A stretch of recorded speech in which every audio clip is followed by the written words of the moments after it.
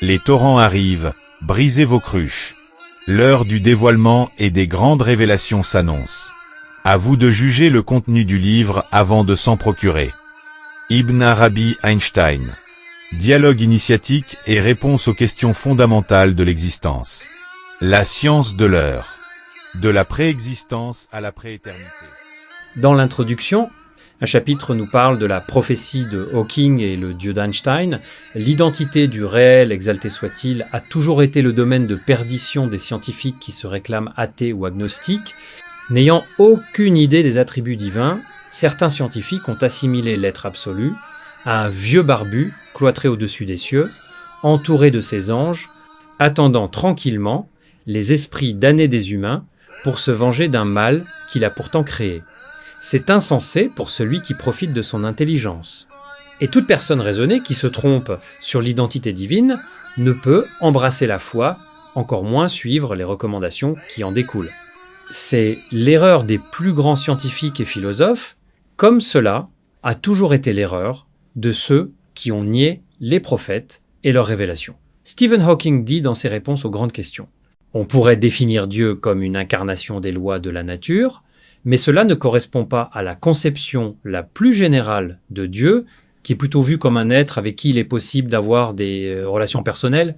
J'utilise le mot Dieu dans un sens impersonnel, comme le faisait Einstein en lieu et place de lois de la nature. Hawking partage la même compréhension du divin avec Einstein qui disait « Je crois au Dieu de Spinoza qui se révèle dans l'harmonie bien ordonnée de ce qui existe, et pas en un Dieu qui se préoccupe du destin et des actions des êtres humains.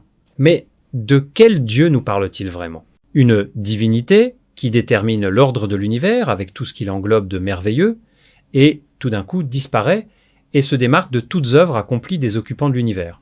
Un Dieu inactif et indiffère du monde, un Dieu aussi inerte que ces strictes lois de la nature, un Dieu qui n'a pas conscience de son existence et qui n'a aucune volonté propre.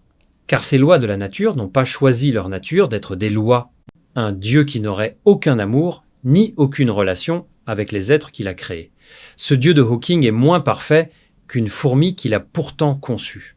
Un Dieu sourd, muet, aveugle, inerte, Hawking a voulu créer son propre idole pour mieux le cerner afin de subvenir à ses besoins, comme le font d'ailleurs tous les idolâtres.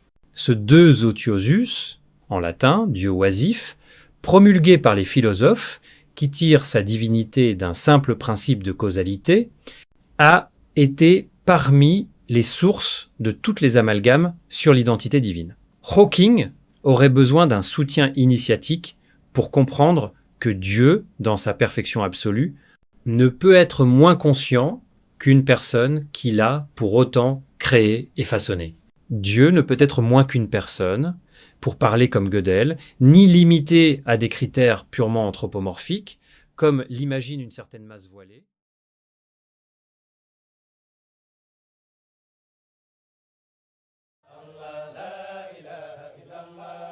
بمدحك أشدو إنه نسك فإنك الختم والمكتوم والملك كتمت في حضرات الحق ليس سوى المختار يدرك لا إنس ولا ملك لكن تجليت للأكوان جملتها إذ أنت ومنك الفلك والفلك